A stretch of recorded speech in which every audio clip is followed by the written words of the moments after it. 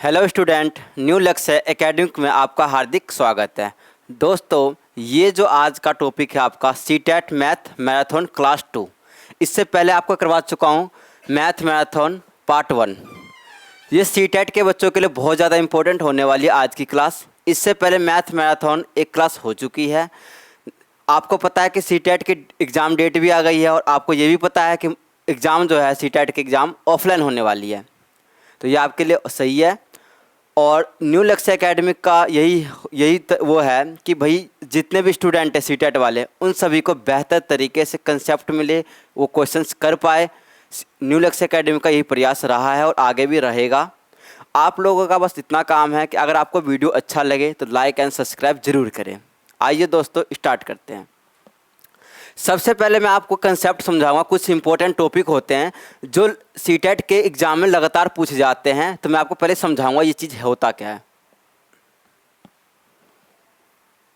देखो, यहाँ पर आपको दे रखा है, ये क्या है आपका शिक्षण गतिविधियाँ है कि शिक्षण मतलब कि हमें शिक्षा को किस तरीके से गतिविधियाँ करनी चाहिए। देखो यहाँ पे लिखा हुआ है शिक्षण गतिविधि किसी विषय वस्तु को सरल, यानी कि जो शिक्षा होती है इसको हम सरल कैसे बना सकते हैं। सरल, रुचिकर, यानी हम उसमें रुचि ले सके। बाल केंद्रित बनाती है, यानी मतलब छोटे बच्चे होते हैं, बालक होते हैं, उनको अच्छे से फोकस करना।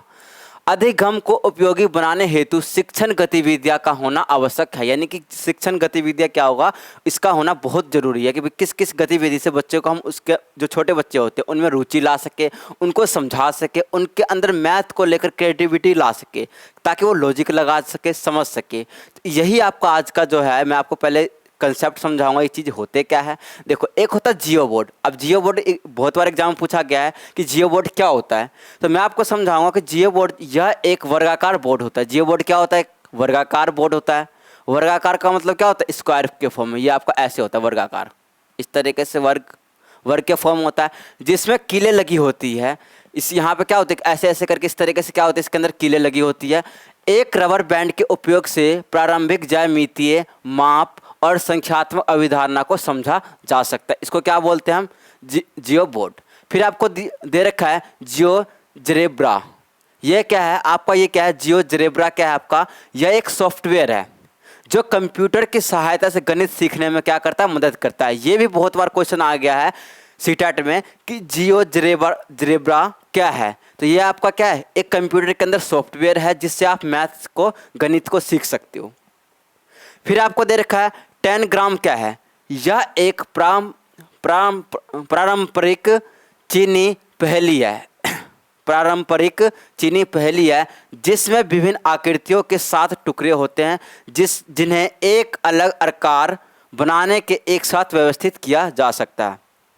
ठीक है, यानी एक पहेली है, चीनी पहेली है, जिसके अंदर कितने टुकड़े होते हैं? 7 टुकड़े होते हैं अलग अलग, जिसको अलग अलग से क्या बना सकते हो आप? अलग अलग से 7 ऐसे मान लो ये टुकड़े हो गए, ऐसे टुकड़े हो गए, या और भी इस तरीके से हो गए, या आप ऐसे बोल सकते हो कि भाई इस तरीके से ऐसे हो गया।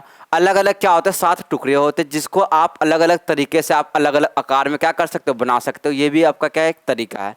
इसमें 2 बड़े त्रिभुज होते हैं। कितने होते हैं? 2 बड़े त्रिभुज होते हैं, एक माध्यम त्रिभुज, 2 छोटे त्रिभुज, एक वर्ग और एक समांतर चतुर्भुज होते हैं। ये सारे के सारे होते हैं। तो आपको समझ में आ गया होगा कि ये चीज़ क्या है इस तरीके से।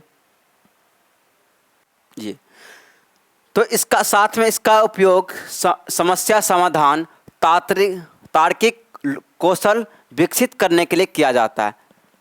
तार्किक क्या, इसका मतलब क्या होता है? लॉजिकल, यानी लॉजिक विकसित करने के लिए किया जाता है। यह ज्यामितीय आकृतियों को पढ़ाने के लिए सबसे उपयुक्त है। अगर आपसे पूछा जाएगा कि भाई ये बताओ जियो बोर्ड क्या है, आप बोले एक वर्गाकार बोर्ड होता है, इसमें कीलें लगी होती है जिससे कि ज्यामितीय माप, संख्यात्मक यानी संख्या को समझा जा सकता है। जियोजेब्रा क्या है? ये एक कंप्यूटर के अंदर क्या है? सॉफ्टवेयर है जो गणित सीखने में मदद करता है। 10 ग्राम क्या है? एक चीनी पहेली है जिसमें विभिन्न आकृतियों के 7 टुकड़े होते हैं, जिसको अलग अलग टुकड़े से क्या होते हैं? अलग अलग हम इमेज बना सकते हैं, यानी कि आकार हम बना सकते हैं। जैसे त्रिभुज बना सकते हैं, मध्यम त्रिभुज बना सकते हैं, 2 छोटे त्रिभुज बना सकते हैं, एक वर्ग बना सकते हैं, एक समांतर चतुर्भुज बना सकते हैं। इसके अलावा आपका है अबेकस। इसको हम अबेकस को काउंटिंग फ्रेम गिन तारा भी बोलते हैं। आप ध्यान रखना, ये एग्जाम पूछा गया कि गिन तारा क्या होता है, इसी अबेकस को ही गिन तारा भी बोलते हैं, काउंटिंग फ्रेम भी बोलते हैं। तो ये आपका क्या बहुत ज़्यादा इंपॉर्टेंट है, ये सारे के सारे बहुत ज़्यादा इंपॉर्टेंट लाइनिंग है, इसका ध्यान रखना। यहाँ से क्वेश्चन पूछे जाते हैं। यह एक प्राचीन गणितीय यंत्र है। अगर आपसे पूछा जाएगा कि प्राचीन गणितीय यंत्र कौन सा, आप बोलोगे अबेकस, काउंटिंग फ्रेम, गिन तारा। यह आमतौर पर लकड़ी या प्लास्टिक का फ्रेम होता है। किसका? वुड का। वुड हो गया। प्लास्टिक का क्या होता है? फ्रेम होता है। इसमें क्या होते हैं? छर। छर का मतलब क्या होता है? रोड। इसके अंदर क्या लगे होते हैं? रोड लगे होते हैं। और इन छरों में यानी इन रोडों में स्वतंत्र रूप से घूमने वाले मोती लगे होते हैं। इसके द्वारा हम इससे हम क्या सीखते हैं? अबेकस से जोड़ना, घटाना, गुना, भाग, विभिन्न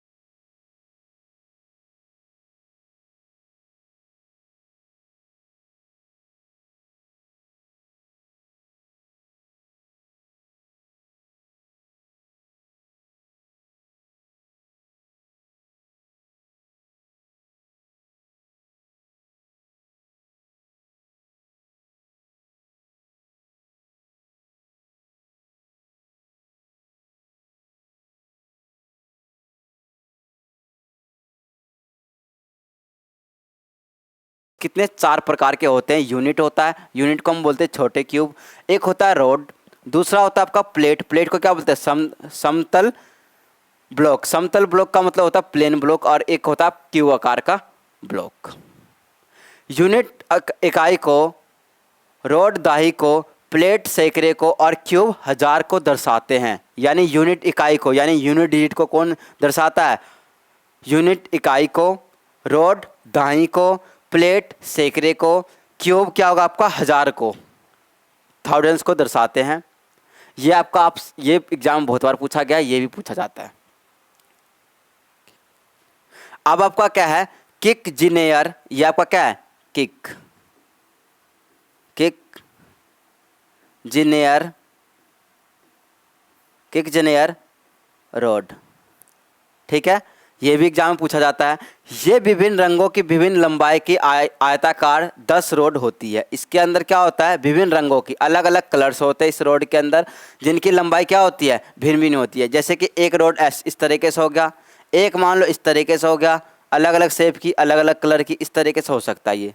यानी इसके कितने होते हैं? टोटल 10 होती है।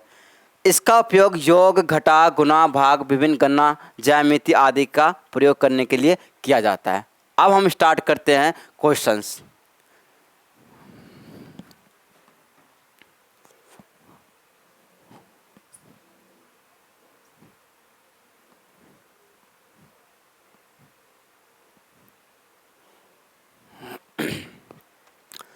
क्वेश्चन आपको दे रखा है, दृष्टि बाधित विद्यार्थियों के लिए निम्नलिखित में से किसका प्रयोग गणित शिक्षण अधिगम के साधनों के रूप में नहीं किया जाता? देखो, दृष्टि बाधित का मतलब क्या होता है कि क्या होता है दृष्टि बाधित? यानी कि जो इंसान देख नहीं सकता या जो स्टूडेंट देख नहीं सकता, उनके लिए, उनको शिक्षा देने के लिए, यानी उनको गणित शिक्षण के लिए, गणित सिखाने के लिए आप इसमें से कौन सा साधन का आप यूज नहीं करोगे? तो देखो, आपको तो पता चल गया है, टाइल का हम इस्तेमाल कर सकते हैं, बिल्कुल कर सकते हैं। जियो बोर्ड मैं आपको समझा चुका हूँ। जियो बोर्ड क्या होता है? एक वृत्ताकार, क्या होता है? एक वर्ग आकार का क्या होता है? बोर्ड होता है। उस पर क्या होती है? साइड में कीली लगी होती है। उससे क्या हो सकता है? उनको बता सकते हो। मैंने आपको आपको मैं समझा चुका हूँ जियो बोर्ड क्या होता है। यानी एक क्या होता है जियो बोर्ड? एक वर्ग होता है, उस पर क्या होता है? नंबर से लिखे होते हैं। यह आपका जियोजेब्रा, टेलर की गिनतारा, मैं आपको समझा चुका हूँ। गिनतारा से भी क्या कर सकते हैं? हम दृष्टिबाधित को समझा सकते, जो आपका दृष्टिबाधित स्टूडेंट होते हैं उसको हम समझा सकते हैं। यानी कि जियोजेब्रा से हम दृष्टिबाधित स्टूडेंट को हम नहीं समझा सकते हैं, यानी उसको हम नहीं पढ़ा सकते हैं। यह आपका सीटेट 2021 का सवाल पूछा है, ये आपका इम्पोर्टेंट भी है। तो दृष्टिबाधित स्टूडेंट को हम इससे जियोजेब्रा से हम नहीं समझा सकते हैं। नेक्स्ट क्वेश्चन दे रखा है आपको, निम्नलिखित में से मुद्रा के योग का कौशल बढ़ाने के लिए सबसे उपयुक्त रणनीति कौन सी है? यानी कि मुद्रा, मनी की बात कर रही है, यानी मनी, मुद्रा के योग का कौशल बढ़ाने के लिए, यानी कि मनी को आप कैसे गिन सकते हो, कैसे समझ सकते हो, उसका कौशल बढ़ाने के लिए क्या करना चाहिए? ये आपका पूछा गया सीटेट 2018 दिसंबर। ICT का उपयोग करके, रोल प्ले करके, मॉडलों का प्रयोग करके बहुत सारी समस्याएं या प्रश्न हल करना। तो इसका राइट आंसर क्या होगा? देखो, मॉडलों का प्रयोग करके तो आप मुद्रा के योग का आप नहीं कर सकते हो। बहुत सारी समस्या प्रश्न का हल करने से भी क्या होगा? क्या आप इस मुद्रा के योग का कौशल बढ़ा सकते हो? नहीं, रोल प्ले करने से इसका राइट आंसर होगा। क्या करने से होगा? रोल प्ले करने से होगा। नेक्स्ट क्वेश्चन आपको दे रखा है, निम्नलिखित में से कौन सा क्रियाकलाप आंकड़ों के प्रस्तुतिकरण और आंकड़ों के निरूपण के लिए उपयुक्त नहीं है? आंकड़ों के लिए क्या उपयुक्त नहीं है? देखो, सर्वेक्षण तो है। सर्वेक्षण से क्या हो? जैसे कि मैं आपको समझा रहा हूँ कि जैसे आप सर्वेक्षण कर रहे हो, भैया आप किसी चीज़ की डाटा कलेक्ट कर रहे हो, तो वहाँ पर आप क्या कर रहे हो? क्रियाकलाप कर रहे हो, तो आंकड़े क्या होगा? आपके पास अवेलेबल हो जाएगा। फिर आपको दे रखा है कि समाचार पत्र रिपोर्ट, अब कोई रिपोर्ट है तो रिपोर्ट से भी तो आप क्या कर सकते हो? डाटा निकाल सकते हो। परियोजना से भी निकाल सकते हो, लेकिन वाद विवाद से आप क्या कर सकते हो? आप कोई भी डाटा या आंकड़ा आप नहीं निकाल सकते हो। इस तरीके से ये इसका राइट आंसर ये होगा, वाद विवाद। नेक्स्ट क्वेश्चन देखो, क्वेश्चन क्या आपका, जियोजेब्रा सॉफ्टवेयर की सहायता से शिक्षार्थी के शिक्षार्थी डैश के द्वारा ज्यामिति की सभी अवधारणाओं को सीख सकते हैं। मैं आपको समझा चुका हूँ कि जियोजेब्रा क्या है, एक सॉफ्टवेयर। ये आपका क्या होता है, एक कंप्यूटर सॉफ्टवेयर होता है, कंप्यूटर सॉफ्टवेयर होता है। इस कंप्यूटर सॉफ्टवेयर की मदद से आप गणित क्या कर सकते हो, मैथ्स क्या करते हो, सीख सकते हो। गणित क्या कर सकते हो, आप सीख सकते हो। तो ये बताओ कि ये मैं आपको समझा चुका हूँ पहले ही।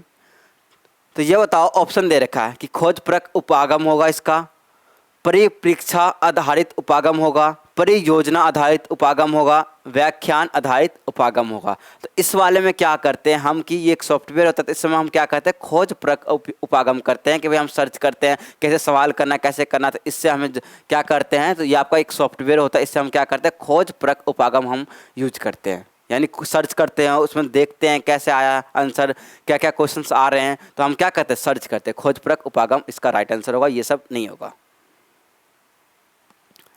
नेक्स्ट क्वेश्चन, क्रियात्मक गणित का महत्व है। यह आपका पूछा गया रीट फरवरी 2016 में, रीट के एग्जाम में। क्रियात्मक गणित का महत्व का मतलब क्या होता है, क्रियात्मक क्या होता है, आप किसी चीज़ को कर रहे हो, क्रियात्मक का मतलब करना, गणित का महत्व यानी आप किसी चीज़ को कर रहे हो, गणित को कर रहे हो, तो इसके लिए क्या जरूरी है, प्रत्यक्ष अनुभव। क्रियात्मक गणित का महत्व प्रत्यक्ष अनुभव पर डिपेंड नहीं करता है। स्वयं करके सीखना, अवधारणाओं का स्पष्ट एवं स्थानीय होना, उपयुक्त सभी। तो अगर आपका ये नहीं हो सकता तो ये ऑप्शन तो होगा नहीं। प्रत्यक्ष अनुभव से तो आप क्रियात्मक गणित का कोई महत्व है नहीं, इस पर कोई डिपेंड नहीं करता, तो उपयुक्त सभी तो नहीं होगा। अब इन दोनों में से कौन होगा, क्रियात्मक गणित का महत्व कैसे है कि अगर आप खुद करके देख रहे हो, स्वयं करके सीखने से क्या होगा, आपका क्रियात्मक गणित का क्या महत्व है। स्वयं करो, सेल्फ करो, इससे क्या होगा, आपका गणित क्या होगा, गणित आपका क्या होगा, सही होगा। तो ये आपका महत्व क्या होगा, ये वाला सही है।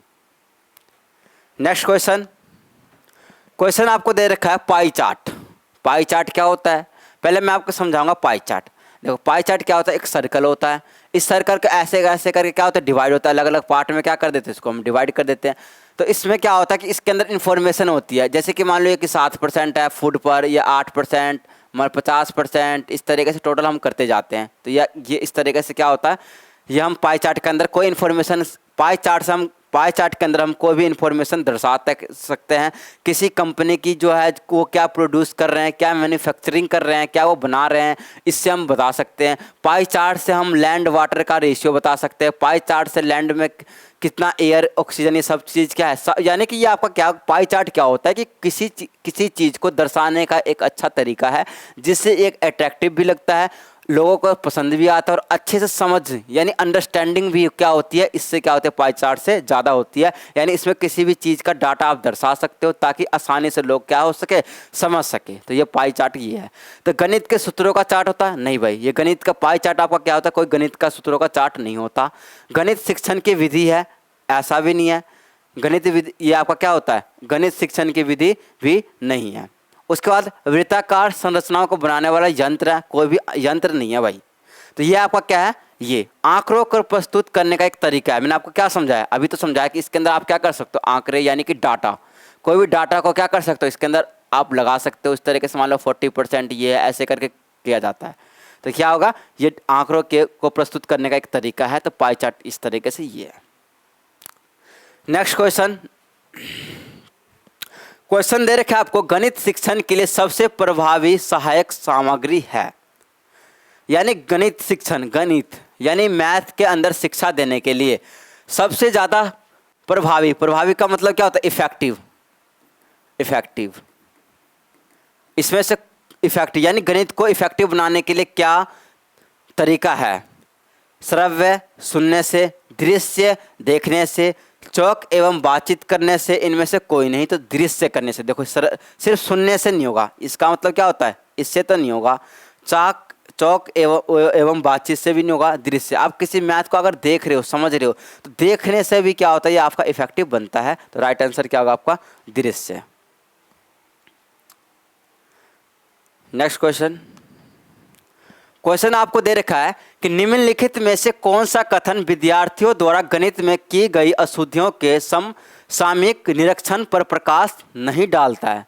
ये नहीं वर्ड यानी ये आपका CTET जुलाई 2019 का सवाल है। आप लोग इसको पढ़ लेना।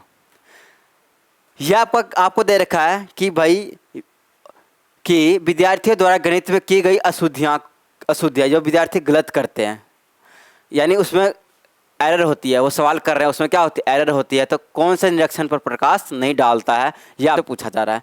वे अधिगम का हिस्सा है, वे जानकारी प्राप्त करने का मूल्यवान स्रोत है, वे अध्यापिका को उसकी कक्षाओं की योजना तैयार करने में मार्गदर्शन कर सकती है, उन्हें अनदेखा कर देना चाहिए। तो इसमें पूछा गया कौन सा नहीं है, तो कौन सा क्या उन्हें अनदेखा कर देना चाहिए। तो इसमें आपसे पूछा गया नेगेटिव बात करा कि नहीं, तो नहीं वाला, तो देखो ये तो होता है, ये होता है, ये होता है, तो ये आपका क्या होता है, नहीं होता। तो राइट आंसर क्या होगा, ये कि उन्हें अनदेखा कर देना चाहिए। तो ये आपसे पूछा जाए कि नहीं डालता है, कौन सा प्रकाश नहीं डालता है, तो ये उन्हें अनदेखा कर देना चाहिए, ये गलत है, ये ऐसा नहीं होता है, इसीलिए आपसे नहीं पूछा गया, यानी कौन सा नहीं है, तो आपका ये है। नेक्स्ट क्वेश्चन आपको दे रखा है कि गणित में नैदानिक परीक्षण का उद्देश्य है। यह आपका दिसंबर 2018 का सवाल है। बच्चों की समझ में अंतर जानना, माता पिता को प्रतिक्रिया देना, प्रगति रिपोर्ट भरना, अंतिम अवधि की परीक्षा के लिए प्रश्न पत्र की योजना बनाना।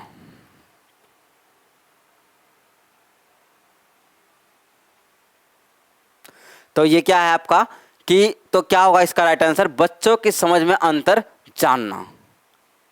गणित में नैदानिक परीक्षण का उद्देश्य अगर आपसे पूछा जाता है एग्जाम में, तो आप बोलोगे कि बच्चों की समझ में अंतर जानना है कि भाई बच्चा क्या क्या समझ रहा है, क्या नहीं समझ रहा है, और बच्चों में आप डिफरेंस देखोगे कि भाई बच्चों की समझ में अंतर जानना, यानी और एक स्टूडेंट है, एक स्टूडेंट दूसरा है, तीसरा है, चौथा है, तो भाई आपको इसको टॉपिक दोगे, तो आप उसका जो है इसका नैदानिक परीक्षण का उद्देश्य अगर आपको जानना है, तो आप कोई टास्क दे दो उनको, कोई काम दे दो, तब तो आपको पता लगेगा कि भाई अलग अलग स्टूडेंट किसी चीज़ को लेकर अलग अलग राय रखते हैं, अलग अलग तरीके से सोचते हैं, उनकी समझने की शक्ति किस तरीके से है, आपको तब पता लगेगा। तो बच्चों की समझ में क्या होता है, हमें अंतर जानने का मौका किसमें मिलता है, नैदानिक प्रशिक्षण का उद्देश्य से आप बच्चों के समझ में अंतर आप जान सकते हो, ये है।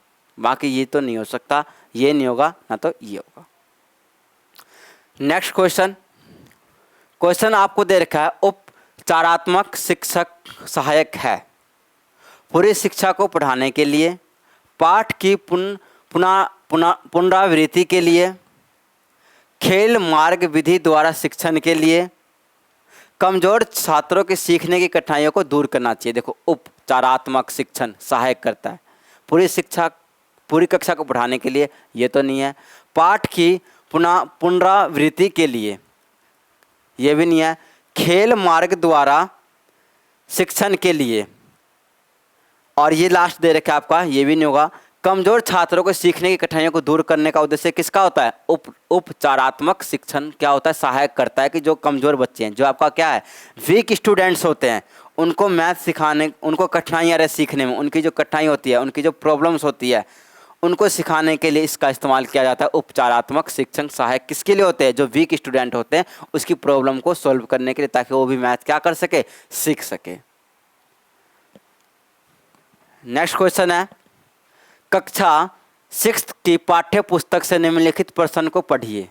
यह आपका फरवरी सीटेट, यह आपका सीटेट फरवरी 2015 का क्या है क्वेश्चन है, और इम्पोर्टेंट भी है। पूर्णांकों का ऐसा युग्म लिखिए जिसका योगफल एक ऋणात्मक पूर्णांक है। क्या हो सकता है, तो ऊपर दिया गया प्रश्न उल्लेख करता है किसका, भैया आपको जो दे रखा है इसका किसका उल्लेख करता है, चिंतन पूर्ण प्रश्न। क्या इससे ऋणात्मक पूर्णांक बोला है, तो चिंतन पूर्ण प्रश्न तो नहीं होगा, ये तो नहीं होगा। बंद अंत वाला प्रश्न, ये भी नहीं होता है। बहुविषय प्रश्न होना चाहिए, क्या इसमें बहुविषय प्रश्न होना चाहिए। योगफल, देखो क्या पूछा गया, जिसका योगफल एक ऋणात्मक पूर्णांक है, तो बहुविषय प्रश्न भी नहीं होगा। खुले अंत वाला प्रश्न इसका क्या होगा, राइट आंसर होगा। जब भी आपसे पूछा जाएगा कि जिसका योगफल एक ऋणात्मक का मतलब क्या होता है, नेगेटिव पूर्णांक, तो क्या होगा, आप बोले खुले अंत वाला प्रश्न। नेक्स्ट क्वेश्चन आपको दे रखा है, क्षेत्रमिति इकाई का युगात्मक आंकलन डैश के द्वारा किया जा सकता है। यह आपका सीटेट जनवरी 2012 का क्वेश्चन है, और यह आपका बहुत ही इंपॉर्टेंट क्वेश्चन भी है, ये रिपीट हो सकता है। यानी कि क्षेत्रमिति इकाइयों का युगात्मक आंकलन करने के लिए किसका यूज किया जाता है, पेपर पेंसिल परीक्षा का, ICT गतिविधि का, परियोजना कार्य का, गणित प्रयोगशाला गतिविधि का। तो इसका राइट आंसर क्या होगा? तो देखो ICT गतिविधि तो नहीं करती है, परियोजना कार्य से कोई भी इसका लेना देना नहीं है, क्योंकि क्षेत्रमिति पूछा जा रहा है, किसी चीज़ को ड्रॉ करने की बात की जा रही है। क्षेत्रमिति। गणित प्रयोगशाला गतिविधि नहीं। पेपर पेंसिल परीक्षा के लिए आपका क्या होता है? इसका राइट आंसर होगा कि क्षेत्रमिति इकाई का योगात्मक आकलन डैश के द्वारा किया जा सकता है। पेपर पेंसिल परीक्षा के द्वारा क्षेत्रमिति इकाई का प्रयोग किया जा सकता है। राइट आंसर आपका क्या होगा? ये होगा। नेक्स्ट क्वेश्चन आपको दे रखा है कि यदि x बराबर कितना दे रखा है? 2 की पावर 3 इंटू में 3 की पावर 2 इंटू में 5 की पावर 3 इंटू में 7 की पावर कितना दे रखा है? आपको 3 दे रखा है। उसके बाद y बराबर क्या दे रखा है? y बराबर 2 की पावर 2 इंटू में 3 की पावर 3 इंटू में 5 की पावर 4 इंटू में 7 की पावर 3 तथा z बराबर कितना दे रखा है? 2 की पावर 4, 3 की पावर 4, 5 की पावर 2 इंटू में 7 की पावर 5 है। तो x, y और z का महत्तव समापवर्तक क्या होगा? महत्तव का मतलब क्या होता है भाई? महत्तव का यहाँ से आपसे क्या पूछा जा रहा है? HCF पूछा जा रहा है। HCF का मतलब क्या होता है? Highest common factor. ये आपका सीटेट जुलाई 2019 का अच्छा एक क्वेश्चन है जो आपको आना चाहिए। इस टाइप के आपसे पूछा जा रहा है HCF। महत्तव का मतलब क्या होता है? HCF। अब देखो HCF ये सवाल दे रखा है आपको, बहुत सारा लंबा सा सवाल दिख रहा होगा, डेंजर सा दिख रहा होगा। तो आप इसको देखो कैसे करना कैसे एग्जाम में। देखो x बराबर ऐसे आप लिख लो, x बराबर क्या दे रखा है? 2 की पावर 3 इंटू में 3 की पावर 2 इंटू में 5 की पावर कितना है? 3 इंटू में 7 की पावर कितना है? 3। ये हो गया। y बराबर क्या दे रखा है? ऐसे लिख लो आप, y बराबर कितना दे रखा है? 2 की पावर 2 इंटू में 3 की पावर 3 इंटू में 5 की पावर कितना दे रखा है? 4, 7 की पावर 3। ये दे रखा है। z बराबर, z की वैल्यू क्या दे रखा है आपको? z दे रखा है 2 की पावर 4 इंटू में 3 की पावर कितना है? 4 इंटू में 5 की पावर 2, 5 की पावर 2 भी दे रखा है, इंटू में कितना दे रखा है आपको? 7 की पावर 5। ये हो गया। ये जो इन्फॉर्मेशन दिया गया है यहाँ पर लिख लिया। इसका सॉल्यूशन कैसे करेंगे? देखो जब भी एलसीएम पूछा जाएगा तो आप एलसीएम देखो कि एलसीएम में क्या होता है, जिसकी पावर सबसे कम होती है और सब में कॉमन होना चाहिए। सबसे पहले आप 2 को देखो, 2 की पावर 3, 2 की पावर 2, 2 की पावर कितना है? 4। ये बताओ तीनों में क्या है आपका? कॉमन है। तो ये तीनों में कॉमन है, तो एचसीएफ पे आप देखोगे कि सबसे पावर कम कौन सा है? तो सबसे पावर कितना है? 2 की पावर 2 यहाँ पर भी है, यानी कि 2 की पावर यहाँ पर 2 है, तो इसके अंदर 3 के अंदर भी क्या होगा? 2 की पावर 2 तो होगा ही ऑलरेडी, और इसके अंदर भी क्या होगा? 2 की पावर 2 ऑलरेडी होगा ही। यानी यहाँ से आपका कितना आ गया? 2 की पावर 2 इंटू में, आप देखो यहाँ पर 3 है, यहाँ पर भी 3 है, यहाँ पर भी 3 है, 3 की पावर 2, 3 की पावर 3, 3 की पावर 4। ये हो गया। तो इस वाले में आप क्या कर देखोगे कि भाई सबसे कम पावर किसकी है? यानी 3 की पावर 2 है, 3 की पावर 2 है, इसमें भी 3 की पावर 2 ऑलरेडी है, और 3 की पावर 4 में भी 3 की पावर 2 क्या है? वो है, इस ऑलरेडी है। यानी यहाँ से आपका क्या आएगा? 3 की पावर 2। एचसीएफ में आप क्या करोगे? सबसे कम पावर वाले संख्या लोगे। ये तो आपका हो गया 3 वाला, ये 3 वाला हो गया। अब ये देखो यहाँ पे आपको दे रखा है 5, यहाँ पे क्या दे रखा है? 5 की पावर 3, 5 की पावर 4, 5 की पावर 2। तो यहाँ से आप क्या लोगे? 5 की पावर 2 इंटू में, यहाँ पे देखो 7 की पावर 3, 7 की पावर 3, 7 की पावर कितना है? 5। तो सबसे कम पावर कौन सा है? 7 की पावर 3, जो इसके अंदर भी है। 7 की पावर कितना होगा? 3। अब मैं आपको देखो यहाँ पर क्या हो गया। अच्छा मुझे बताओ, इन तीनों में पहले देखो, इन तीनों की पावर क्या है? सेम है। तो एक फॉर्मूला होता है कि अगर a की पावर n, b की पावर m इंटू में c की पावर n, यानी कि बेस अलग अलग होगा। बेस क्या है? देखो इन सभी का बेस क्या है आपका? अलग अलग है। अगर बेस अलग अलग हो और इसका जो पावर क्या हो? सेम हो। अगर बेस अलग अलग हो और पावर क्या हो? सेम हो, तो इसमें क्या करते हैं आप? इन a, b और c की आप क्या करोगे? a, b और c की आप मल्टीप्लाई करोगे और पावर जो है वही m का m आ जाएगा। तो यहीं पे देखो आप, बेस क्या अलग अलग है, इन सभी के पावर क्या है? सेम है। यानी कितना हो गया? मल्टीप्लाई कर लो, 6 पंचे कितना होगा? 30, 30 की पावर कितना होगा? 2 इंटू में 7 की पावर क्या होगा? 3। आप ऑप्शन चेक कर लो कौन सा सही है। देखो ये तो नहीं है, ये भी नहीं है। 30 की पावर 3 और यहाँ पे 7, ये राइट आंसर क्या होगा? डी। देखो 30 की पावर 2 इंटू में 7 की पावर क्या है? 3। तो ये आपका राइट आंसर हो गया ये। तो ये आपका क्या है, एचसीएफ निकालना है। आपको दिख रहा होगा कि बहुत ज़्यादा कॉम्प्लिकेटेड है, कॉम्प्लिकेटेड बिल्कुल भी नहीं है। बस आपको एक ये फॉर्मूला पता होना चाहिए, साथ में आपको ये पता होना चाहिए कि जो एचसीएफ होता है, एचसीएफ वाले में हम क्या करते हैं कि सबसे कम पावर वाले हम लिखते हैं। देखो सबसे पहले तो आप देखोगे कॉमन, तो सब में कॉमन क्या आ रहा है, ये आ रहा है, दो दो सब में कॉमन आ रहा है, और सबसे कम पावर किसका आ रहा है, तो वही लिखेंगे। नेक्स्ट क्वेश्चन, क्वेश्चन दे रखा है कि माना कि x एक वह छोटी से छोटी संख्या है जिसे 8, 12, 20, 28, 35 से भाग देने पर प्रत्येक दशा में 5 शेषफल बचता है। यानी आपको बताना है कि वो छोटी से छोटी संख्या क्या है जिसको अगर आप 8 से डिवाइड कर रहे हो, 12 से डिवाइड कर रहे हो, 20 से डिवाइड कर रहे हो, 28 से डिवाइड कर रहे हो, 35 से डिवाइड कर रहे हो, तो हर एक दिशा में यानी हर एक कंडीशन में रिमाइंडर कितना बचना चाहिए, रिमाइंडर आपका कितना बचना चाहिए, 5 बचना चाहिए रिमाइंडर। ये हो गया। तो आपसे पूछा गया कि x के अंकों का योग, तो पहले आप अंक निकालो, फिर उनके अंकों का योग का मतलब क्या होता है, सम। उनके अंकों को क्या कर दो, सम कर दो। अब सबसे पहले आप क्या करोगे, इस सवाल को सॉल्व करने के लिए सबसे पहले आप एलसीएम निकाल लो। 8, 12, 20, 28 और 35। क्या आप लोग मुझे ये बता सकते हो कि भाई 8, 12, 20, 28 और 35 का एलसीएम क्या आएगा।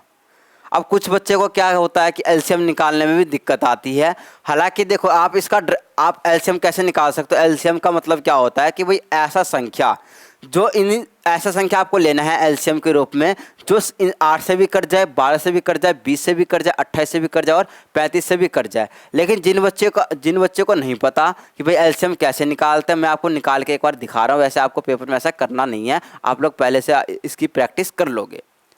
अब ये बताओ कि भाई ये किस चीज़ से कट सकता है, सीधा सीधा अगर मैं डायरेक्ट काटूँ 4 से, कितने से, 4 से, तो ये 2 बार में कट गया, ये 3 बार में कट गया, 4 पंचे 20 ये हो गया, और ये कितना हो जाएगा 7 बार में, और 35 का 35 ही रहेगा, 35 तो कटेगा नहीं, ये हो गया। अगर मैं यहाँ से किससे काट दूँ, 5 से काट दूँ, तो ये 2 तो नहीं कटेगा, 3 भी नहीं कटेगा, 5 से कम 5, ये 7 नहीं कटेगा, और 5 ये कितने बार में 7, ये हो गया। अब देखो डायरेक्ट आप 7 से काट लो, यहाँ से 7 से, ये 2 का 2 रहेगा, 3 का 3 रहेगा, 1 1 और 1। अब मल्टीप्लाई कर लो यहाँ से, देखो 5 का 20 आ गया। 20 को आप किससे मल्टीप्लाई करोगे, 7 से, तो 20 से कितना हो गया 140, और ये 3 दूना कितना हो गया 6, तो ये कितना आ गया, ये आ गया 6 चौक 24, 2 6 और 2 8, यानी इसका एलसीएम कितना आ गया, एलसीएम 840 आ गया। ये तो आपका एलसीएम आ गया, ठीक है। अब इसमें शेषफल कितना बच रहा है, शेषफल सभी कंडीशन में क्या बच रहा है, 5 बच रहा है। तो आप 5 इससे क्या कर दोगे, 5 प्लस कर दोगे, तो कितना आ गया 845, यानी x की वैल्यू कितना आ गया है, x की वैल्यू आपका आ रहा है, x की वैल्यू कितना आ गया है, ये आपका 845 आ गया। लेकिन आपसे क्या पूछा जा रहा है, जो आपकी x की वैल्यू आई है उनके अंकों का योग, यानी इनके अंकों का योग आपसे पूछा जा रहा है, कितना होगा, 8 4 12 5 17, राइट, डी आंसर। ये आपका इंपॉर्टेंट सवाल है, ऐसे सवाल आपके सीटेट के एग्जाम में जरूर पूछे जाते हैं, और ये पूछा भी गया है, सीटेट दिसंबर 2019 का आपका सवाल भी है। नेक्स्ट क्वेश्चन आपको दे रखा है कि दो संख्याएं 3:4 के अनुपात में हैं। अनुपात का मतलब क्या होता है, रेशियो। उनके मौसा का मतलब क्या होता है, महत्व, यानी ये आपका क्या होता है, एचसीएफ, तथा लॉसो का मतलब क्या होता है, लघुत्तम का मतलब क्या होता है, एलसीएम का गुणनफल कितना दे रखा है, ये आपको दे रखा है 2028 है। संख्याओं का योगफल होगा, संख्याओं का योगफल पूछा गया कि भाई क्या होगा, इनको जोड़ने पर क्या होगा। आप देखो मुझे ये एक चीज़ बताओ, रेशियो दे रखा है, यानी कि आपको दे रखा है 3x, और एक रेशियो दे रखा है 4x दे रखा है। अगर मुझे बताओ यहाँ से एचसीएफ क्या आएगा, एचसीएफ क्या होता है कि दोनों में कॉमन क्या आ रहा है, x, एचसीएफ ये आ गया। एलसीएम यहाँ से क्या आएगा, एलसीएम आ जाएगा 3 और 4 का एलसीएम कितना होता है, 12x आ गया। अब उसने क्या बोला गया है कि एचसीएफ और एलसीएम का गुणनफल, यानी कि x इंटू में 12x बराबर क्या दे रखा है आपको, बराबर दे रखा है 2028। 8 ये दे रखा है। देखो x इंटू एक्स, एक्स का स्क्वायर यानी कि 12x का स्क्वायर बराबर कितना हो गया आपका 2028 दे रखा है। यानी कि अगर मैं आपसे यहाँ से पूछूंगा कि वो x का वैल्यू कितना आ जाएगा 2028 अपन में कितना आ जाएगा 12। अब इसको काट लूँ तो कितने से कटेगा 12 कम 12 169। देखो 12 कम 12 ये हो जाएगा तो कितना हो जाएगा 8 82 12 अट्ठे 96। तो यहाँ से आप ये कर लोगे तो 4 और 9 इस तरीके से हो जाएगा 169 आ गया। अब देखो यहाँ पे एक्स स्क्वायर बराबर 169 आ गया। तो अगर आप यहाँ से स्क्वायर हटाओगे तो ये क्या आ जाएगा आपका अंडर रूट 169। और 169 क्या होता है आपका एक्स की वैल्यू यहाँ से क्या आ गया आपका 13। अब यहाँ पे आप पुट कर दो इसका, अगर आप एक्स की वैल्यू 13 आ गया तो ये कितना आ गया, इसको 13 से मल्टीप्लाई करो तो कितना होगा 39। यहाँ से आप करो 13 से मल्टीप्लाई तो कितना आ गया 52। अब आपसे पूछा गया कि दोनों संख्याओं का योगफल पूछा गया है तो योगफल कितना हो जाएगा, इन दोनों का आप क्या कर दो ऐड कर दो। यानी ये आपका देखो 9 और 2 कितना हो गया 11 1 रह गया, 8 और 1 9, यानी कि इसका राइट आंसर क्या होगा 91। ये भी आपका इम्पोर्टेंट क्वेश्चन है और ये एग्जाम में क्वेश्चन ऐसे क्वेश्चन जरूर पूछे जाते हैं, इम्पोर्टेंट टाइप का इस क्वेश्चन इम्पोर्टेंट। देखो जो आपका मैराथन क्लास का यही फ़ायदा है कि आपको अलग अलग वैरायटी के क्वेश्चंस करवाए जाते हैं, समझाए जाते हैं, जो आपके एग्ज़ाम के लिए बहुत ज़्यादा इम्पोर्टेंट होता है। नेक्स्ट क्वेश्चन दे रखा है कि 4 ट्रैफिक लाइट्स क्रमशः 30 सेकंड 45 सेकंड 60 सेकंड तथा 120 सेकंड बाद लाल सिग्नल देती है। यदि सभी लाइट्स एक साथ चालू की जाए तो कितनी देर बाद सभी लाइट्स लाल सिग्नल देगी। ये आपका क्या है सिग्नल। ये भी आपका इम्पोर्टेंट क्वेश्चन है कि भाई आपको बोला गया है कि भाई एक रेड लाइट है, एक रेड लाइट यहाँ है, एक रेड लाइट इस तरह से, एक रेड लाइट यहाँ है, एक रेड लाइट कितना है यहाँ है, एक रेड लाइट कितने रेड लाइट है 4 है।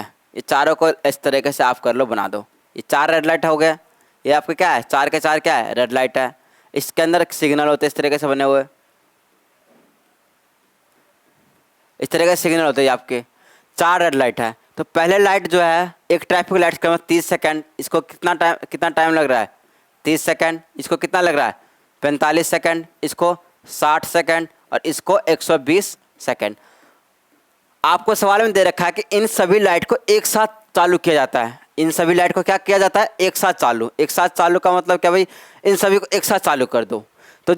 तो एक साथ चालू कर दिया तो आपसे पूछा गया कितने देर बाद ये सभी लाइट्स एक साथ मिलेंगी। तो अगर जब भी आपका एलसीएम वाला क्वेश्चन है, ये आपका क्या है एलसीएम वाला क्वेश्चन है, तो सबसे एलसीएम का क्वेश्चन है तो आप क्या करोगे कि वो दोबारा कब फिर से मिलेंगे। तो आप इसके लिए क्या करोगे, आप 30 45 60 और 120 का क्या ले लो एलसीएम। सीधा सीधा आपको देख रहा है, अगर आपको दिख रहा है कि अगर आप इन सभी का एलसीएम लोगे तो ऐसा नंबर जो सभी से कट जाए, तो इसका एलसीएम कितना आएगा 360। इन सभी का एलसीएम कितना आएगा 360। देखो ये इससे भी कट जाएगा, 3 से भी कट रहा है, इससे भी कट जाएगा, इससे भी कट जाएगा, इससे भी कट जाएगा, तो आपका क्या होगा 360 सेकंड इसका क्या हो जाएगा आंसर हो जाएगा।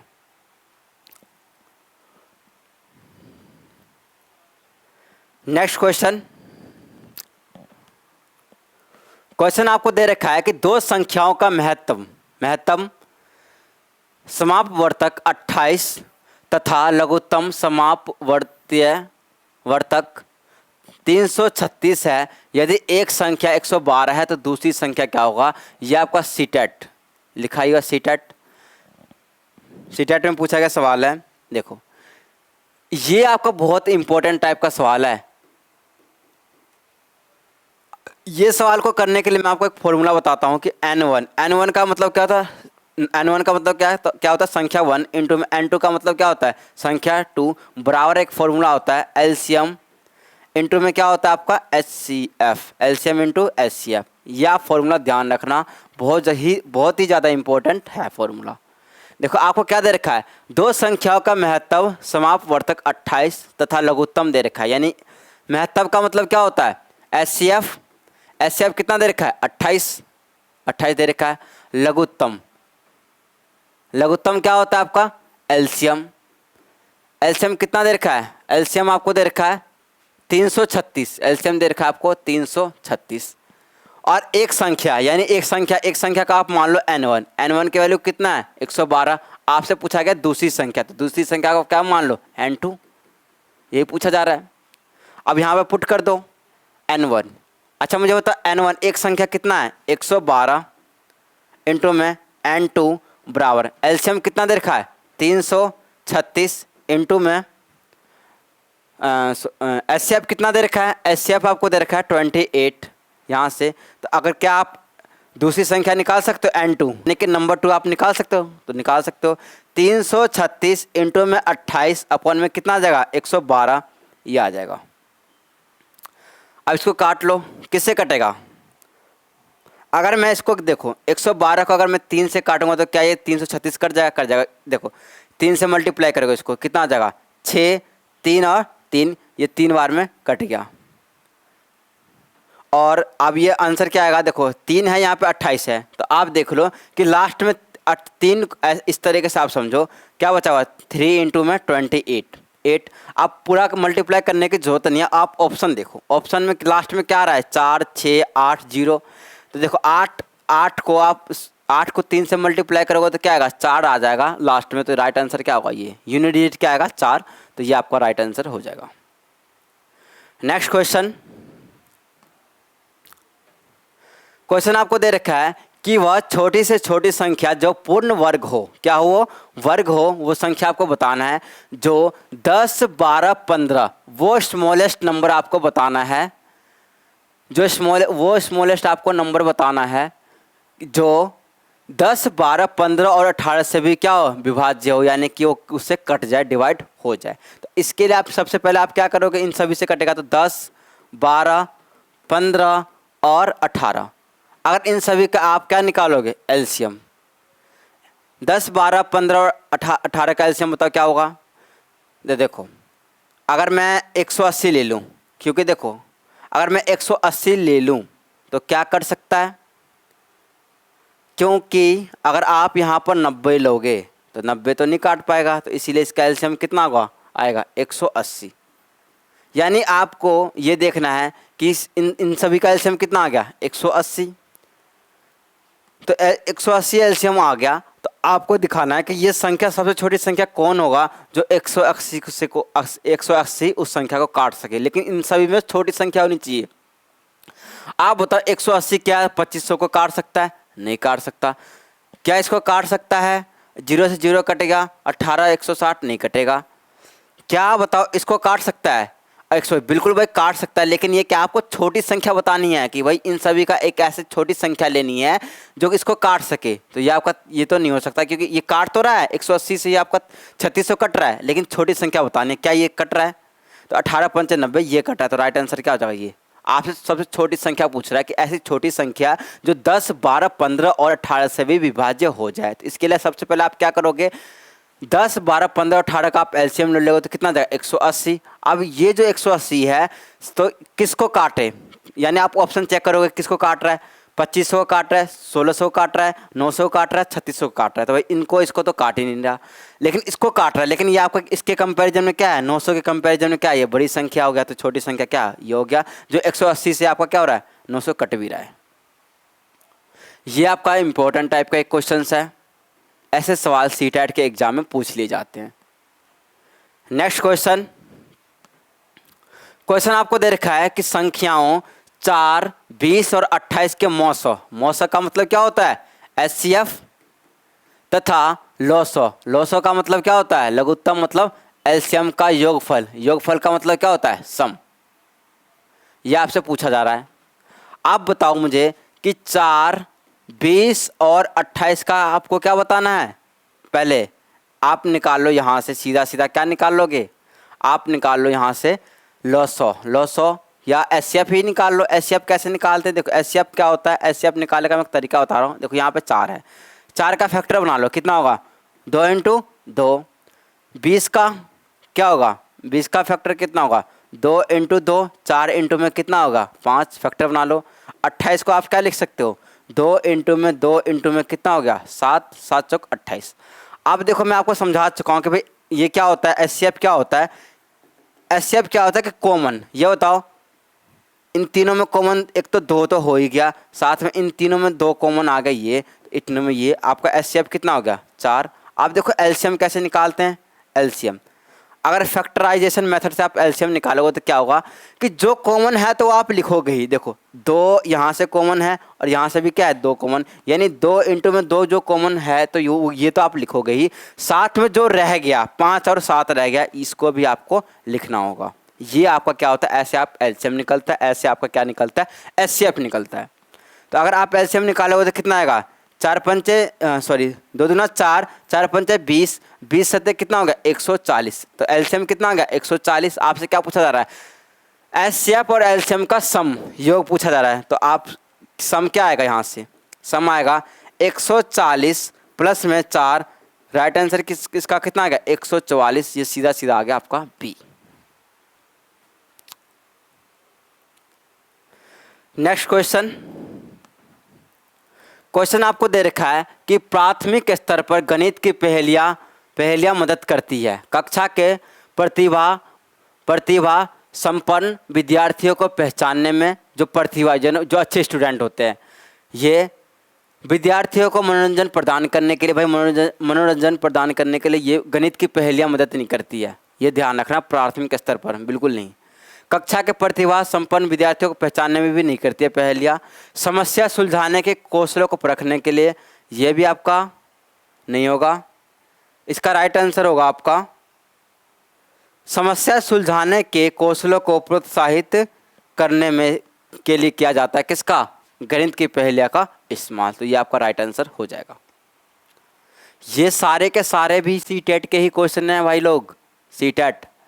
सीटेट प्रीवियस ईयर्स के क्वेश्चंस है, ध्यान रखना। ये अभी सारे के सारे अभी करवाया जा रहा है जो सीटेट प्रीवियस ईयर्स क्वेश्चन है, पीवाईक्यू प्रीवियस ईयर्स, और ये इम्पोर्टेंट भी है। नेक्स्ट क्वेश्चन आपको दे रखा है गणितीय संचारण उल्लेख करता है गणितीय विचारों को समाहित और संगठित करने की क्षमता, समस्याओं को सुलझाने की क्षमता, गणित प्रश्नोत्तरी में भाग लेने का कौशल, प्रश्नोत्तरी, गणित के कक्ष में बोलने की क्षमता। तो गणित संचारण उल्लेख करता है गणितीय विचारों को समाहित और संगठित करने की क्षमता को दर्शाता है ये, ना कि ये, ना तो ये, बिल्कुल ये। नेक्स्ट क्वेश्चन आपको दे रखा है राष्ट्रीय पाठ्यचर्या रूपरेखा एनसीएफ, ये आपका बहुत इंपॉर्टेंट है। एनसीएफ वर्ष 2005 के अनुसार प्राथमिक विद्यालयों में गणित पढ़ाने का मुख्य उद्देश्य निम्नलिखित में से कौन सा सही नहीं है। आपको पूछा जा रहा है कि जो सही नहीं है वो आपको बताना है। बच्चे की सोच विचार प्रक्रिया को गणितीय रूप देना, बच्चों के संदर्भ में गणित का वर्णन करना, समस्या समाधान के कौशल को बढ़ाना, गणित में उच्चतर पढ़ाई की तैयारी करवाना।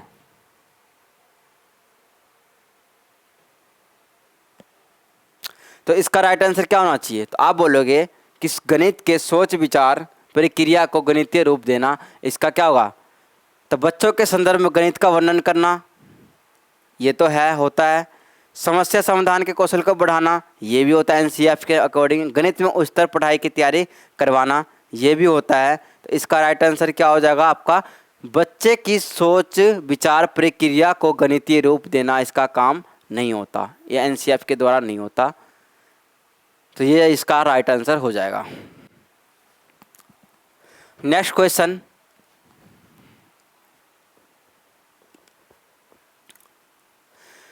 प्राथमिक स्तर पर गणित की पाठ्य पुस्तकों की सबसे अधिक महत्वपूर्ण विशेषता निम्नलिखित में से कौन सी है। यानी प्राथमिक स्तर पर प्राइमरी लेवल पर गणित की पाठ्य पुस्तक की सबसे अधिक महत्वपूर्ण विशेषता वाली क्या कौन सी चीज़ हैं। आपको दे रखा है पहला ऑप्शन 1, संकल्पनाओं का उच्चतर कक्षाओं में संबंध जोड़ा जाना चाहिए।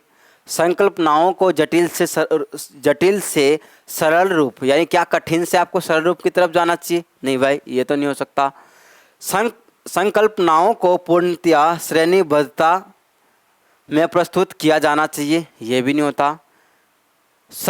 ये दे रखा है आपको, संकल्पनाओं को मूत्र से अमूर्त रूप में प्रस्तुत किया जाना चाहिए, ये आपको दे रखा है। इसका राइट आंसर ये होगा, ये नहीं होगा। महत्वपूर्ण विशेषता ये होगा। नेक्स्ट क्वेश्चन आपको दे रखा है कि जूही ने बाईसाइकिल द्वारा 16 किलोमीटर की दूरी 15 किलोमीटर पर घंटा की चाल से, यह आपका बहुत ही ज़्यादा इंपॉर्टेंट टाइप है, चाल से स्कूटर द्वारा 20 किलोमीटर की दूरी 50 किलोमीटर पर घंटा की चाल से, और कार द्वारा 50 किलोमीटर की दूरी 60 किलोमीटर पर घंटा, ये आपको स्पीड दे रखा है, कि चाल से तय की। इन दूरियों को तय करने में लगा कुल समय, टोटल टाइम पूछा जा रहा है मिनट में। यानी क्या पूछा जा रहा है आपसे? टाइम किस में पूछा जा रहा है? मिनट्स में। क्या होगा इसका आंसर? देखो ये सवाल कैसे है, ये आपका टाइम स्पीड डिस्टेंस का सवाल है। अच्छा मुझे बताओ कि स्पीड बराबर क्या होता है? डिस्टेंस अपन में टाइम। अगर मैं आपसे पूछूंगा डिस्टेंस बराबर क्या होता है? स्पीड इनटू में टाइम। अगर मैं आपसे पूछूंगा कि टाइम बराबर क्या होगा, तो आप क्या बोलोगे? डिस्टेंस अपॉन में स्पीड क्या होता है आपका? टाइम। यानी कि आपको टाइम निकालना है, समय निकालना है, तो आप क्या करोगे? डिस्टेंस को स्पीड से डिवाइड कर दोगे, तो आपका क्या आ जाएगा? टाइम आ जाएगा। तो ये हो जाएगा। तो हमें टाइम निकाला, तो हम इस फॉर्मूले का यूज करने वाले हैं। देखो हो क्या रहा है कि यहाँ पर 16 किलोमीटर डिस्टेंस है, किस दूरी से, किस स्पीड से? 15 किलोमीटर पर आवर। देखो ये आपका टाइम निकालने का डिस्टेंस अपॉन में स्पीड, प्लस में फिर बाद में क्या करा? स्कूटर द्वारा, ये तो आपका साइकिल द्वारा हो गया, साइकिल से स्कूटर द्वारा 20 किलोमीटर की दूरी 50 किलोमीटर पर घंटा के स्पीड से, ये आ गया प्लस में। उसके बाद क्या दे रखा है कि चाल से कार द्वारा 50 किलोमीटर की दूरी 60 किलोमीटर पर घंटा की स्पीड से तय करती है। तो यही इसी से आपका क्या आ जाएगा? यहाँ से टोटल टाइम ही आएगा, ये आ गया। अब देखो ये ऊपर नीचे नहीं कटा, रहने तो 0 से 0 कट गया, ये इससे कट गया ये। यानी आपके पास क्या बचेगा? 16/15 प्लस में 2/5 प्लस में 5/6। एलसीएम ले लो। एलसीएम कितना आएगा? 15, 5 और 6 का एलसीएम आप क्या लोगे? 30 आ गया। 30, 15 दूना 30 और 2 बार में कट रहा है, यानी कि 16, यानी 16 दूना 32 प्लस में 2/5, यानी 5 से 30 कितने बार में कट रहा है? 6 दूना 12, ये आपका कितना हो गया? 12 प्लस में कितना हो गया? 6 से 30 5 बार में, तो 5 बार है, और 5 को आप 5 से मल्टीप्लाई कर दो, कितना आ जाएगा? 25 इंटू में, ये आपका कितना हो गया? 25। अब इन सभी को ऐड कर लो। ऐड अगर आप करोगे यहाँ से ऐड, तो ये कितना हो गया? ये आपका हो गया 32, 1 ये आपका 12, और ये कितना हो गया? यानी कि यहाँ से आप क्या कितना आ गया? देखो ऐड कैसे करना है। 5 2 7 2 9 आ गया, और 2 2 4 6, और इस तरीके से कितना आ गया? 6, यानी आपका यहाँ से कितना आ गया? 69 अपॉन में कितना आ गया? 30। लेकिन ये होता किस में आया है? ये आपका आया है आवर में। क्यों? क्योंकि ये किलोमीटर में है डिस्टेंस, और स्पीड कितना है? स्पीड आपका है किलोमीटर पर आवर में। तो ये आपका क्या आंसर आया है? 69/30। लेकिन आपसे आंसर क्या पूछा जा रहा है? मिनट में। तो यानी कि 69/30 इंटू में कितना होगा? अगर आप इसको 60 से मल्टीप्लाई कर दो, तो क्या ये मिनट में आ जाएगा? बिल्कुल आ जाएगा। 30 से कम 30, 30 दूना 60, 2 बार में कट रहा है। अब देखो मल्टीप्लाई कर दो यहाँ से, 9 दूना 18, 18 आगे 8 क्या हो गया? कैरी 1, 6 दूना 12, 1 13। ये आपको कितना टाइम लग रहा है टोटल टाइम इस डिस्टेंस को कवर करने के लिए? तो आप बोलोगे 138 मिनट लग रहा है। ये आपका राइट आंसर हो जाएगा। ये बहुत ज़्यादा इंपॉर्टेंट है, बहुत ही ज़्यादा। नेक्स्ट क्वेश्चन आपको दे रखा है कि यदि एक शिक्षार्थी को संख्याओं और परिकलन में समस्या हो रही है, तो उसमें असमर्थता को हो सकती है, जिसका नाम है लेखन अक्षमता, डिस्ग्राफिया। दूसरा दे रखा है गणितीय अक्षमता, कैलकुलिया। दृश्य स्थानिक संगठन में असमर्था। बिल्कुल नहीं भाई, आपसे पूछा जाएगा कि गणित की संख्याओं में परिकलन में समस्या आ रही है, यानी कि संख्याओं से वो खेल नहीं पा रहा। यानी आप ऐसे बोल सकते हो कि जो स्टूडेंट है वो कैलकुलेशन नहीं कर पा रहे, अक्षमता है, तो उसको हम क्या बोलते हैं, क्या नाम दिया जाता है? तो ये तो नहीं होगा पठन अक्षमता। डिसलेक्सिया ये भी नहीं होता, डिस्ग्रेफिया भी नहीं होता। ये आपका राइट आंसर होगा गणितीय अक्षमता कैलकुलिया। कैलकुलिया देखो यहाँ पे कैलकुलेशन की बात की जा रही है, कैलकुलेशन का मतलब क्या होता है? संख्या। तो ये आपका क्या हो जाएगा? राइट आंसर ये हो जाएगा। नेक्स्ट क्वेश्चन आपको दे रखा है कि गणित की कक्षा में संप्रेषण का उल्लेख किस क्षमता का विकास करना है? ऑप्शन दे रखा है आपको, दंड आरेख, बार ग्राफ को देखकर आंकड़ों का अर्थ लगाना, यानी कि गणित की कक्षा में संप्रेषण का उल्लेख किस क्षमता का विकास करना है। तो भाई दंड आरेख से नहीं होगा, कक्षा में पूछे गए प्रश्नों का तुरंत उत्तर देने से भी नहीं होता, गणित की समस्याओं पर दूसरों के विचारों का खंडन करना, नहीं भाई इससे भी नहीं होता, गणितीय विचार को सुव्यवस्थित, संचित और स्पष्ट करना ही गणित क्या करना होता है, यानी कि गणित के विचारों को सुव्यवस्थित करना, संचित और स्पष्ट रूप से रखना, यही आपका क्या हो जाएगा? इसका राइट आंसर होगा। ये तीनों ऑप्शन नहीं होगा। नेक्स्ट क्वेश्चन आपको दे रखा है, निम्नलिखित में से कौन सा संख्या की समझ का महत्वपूर्ण पहलू नहीं है? यानी कि आपसे क्या पूछा जा रहा है कि गणित में कौन सा संख्या की समझ का महत्वपूर्ण पहलू नहीं है? पंक्तिबद्धता, गणना, अंक लिखना, संरक्षण। तो ये देखो अंक लिखना आपका क्या है? संख्या से रिलेटेड है, ये है। आपसे पूछा जा रहा नहीं है, तो ये तो होता है। अंक लिखना भी होता है, पंक्तिबद्धता भी होती है, आपका संरक्षण नहीं होता। संरक्षण का मतलब होता है प्रोटेक्शन, तो ये से रिलेटेड नहीं है। संख्या, गणित में जो संख्या होती है उससे रिलेटेड ये आपका नहीं है। तो राइट आंसर क्या हो जाएगा? आपसे पूछा गया नहीं, तो आप बोलोगे ये नहीं होता है। नेक्स्ट क्वेश्चन आपको दे रखा है, अध्यापक ने कक्षा 4th के छात्रों को 36 टाइलें दी है और उन्हें सभी संभव आयतों में व्यवस्थित करने के लिए कहा है। आयतों का मतलब क्या होता है? रेक्टेंगल।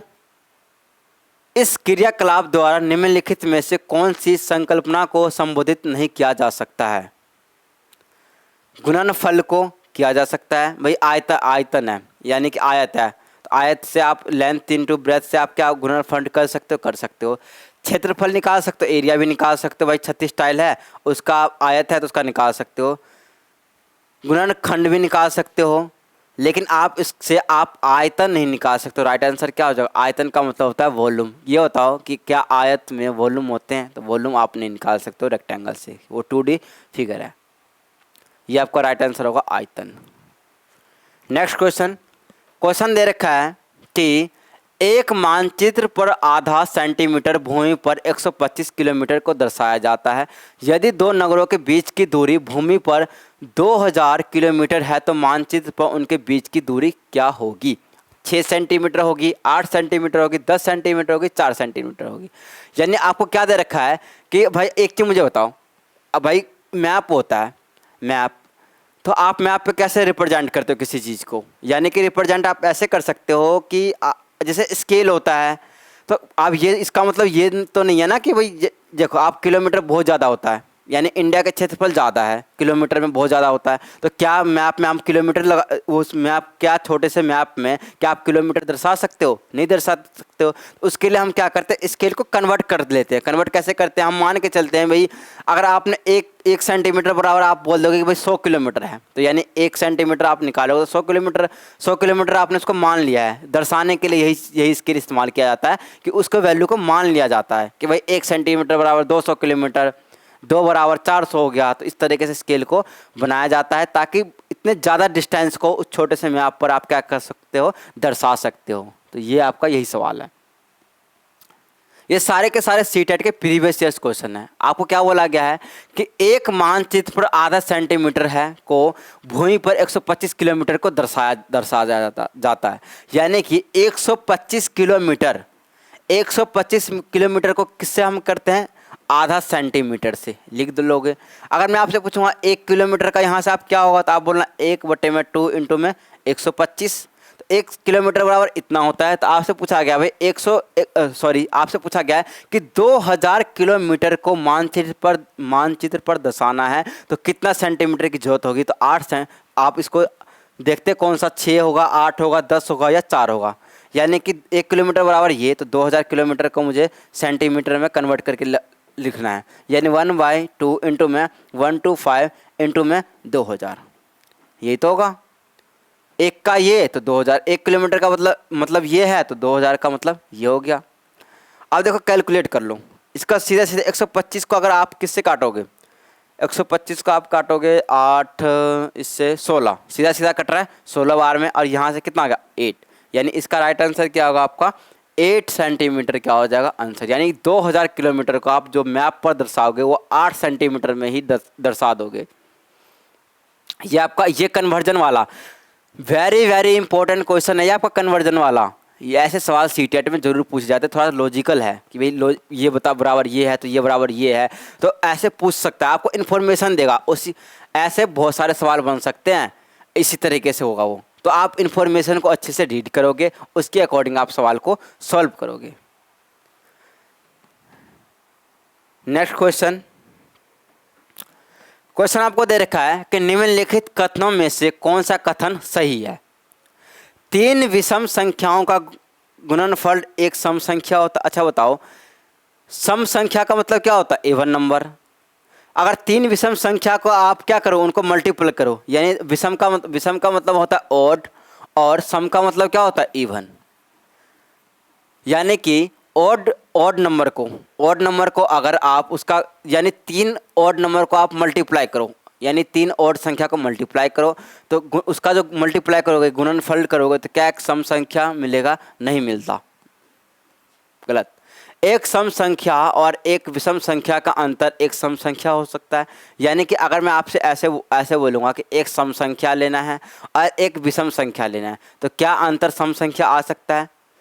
तो अगर मैं आप एग्जाम्पल के लिए देखते हैं कि अगर आपने लिया है 3, आपका क्या है एक विषम संख्या है, और एक आप क्या ले लो, एक आप ले लो क्या सम संख्या, इवन नंबर ले लो। अगर इसको घटाओ तो क्या आएगा एक, क्या एक इवन नंबर है, तो ये भी आपका नहीं होगा। फिर दे रखा आपको 2 विषम संख्याओं और एक सम संख्या, यानी कि आपको दे रखा है 2 विषम संख्या और एक सम संख्याओं का योगफल एक सम संख्या होता है। चेक करेंगे अभी इसको। 3 विषम संख्याओं का योग क्या एक सम संख्या होता है, इसको भी चेक करेंगे। देखो आपको क्या दे रखा है कि 2 विषम संख्या, अगर आपने 2 विषम संख्या ले लिया और एक सम संख्या लिया, इनका योग क्या सम संख्या आता है कि नहीं, इसको चेक करते। अगर आपने विषम संख्या ले लिया है 3 प्लस में 3 और 5 ले लिया है, और आपने एक सम संख्या लिया है, आपने कितना लिया है 2 लिया है, तो ये कितना होगा 8 और 2 10, यानी कि ये क्या होगा, यानी ये आपका इवन नंबर आ गया है। तो ये आपका राइट आंसर होगा। यानी कि अगर आप 2 विषम संख्या लोगे, 2 ऑड नंबर लो, 2 क्या ले लो, 2 आप ऑड नंबर ले लो, और एक क्या हो इवन नंबर ले लो, और इनको ऐड करोगे। देखो यहाँ पे क्या लेगा भाई, ये आपका क्या है ऑड नंबर, ये भी क्या है ऑड नंबर, और एक क्या लिया गया है एक सम संख्या मतलब इवन नंबर, ये इवन ले लिया, तो क्या इन सभी को ऐड करूँगा तो क्या आएगा इवन नंबर आएगा। तो ये आपका राइट आंसर होगा, ये गलत हो गया। तो ये आपका इम्पोर्टेंट क्वेश्चन है। तो आप लोगों के लिए मैंने आपको ये आपकी सेकंड क्लास मैराथन की थी, जो आपको मैंने समझाया। आप ऐसे क्वेश्चन की प्रैक्टिस करोगे और ऐसे ही क्वेश्चन आपके सीटेट के एग्ज़ाम में आते हैं। तो प्लीज़ अगर आपको वीडियो अच्छा लगा है तो लाइक एंड सब्सक्राइब न्यू लक्ष्य एकेडमी, हमें सपोर्ट कीजिए। Thank you for watching.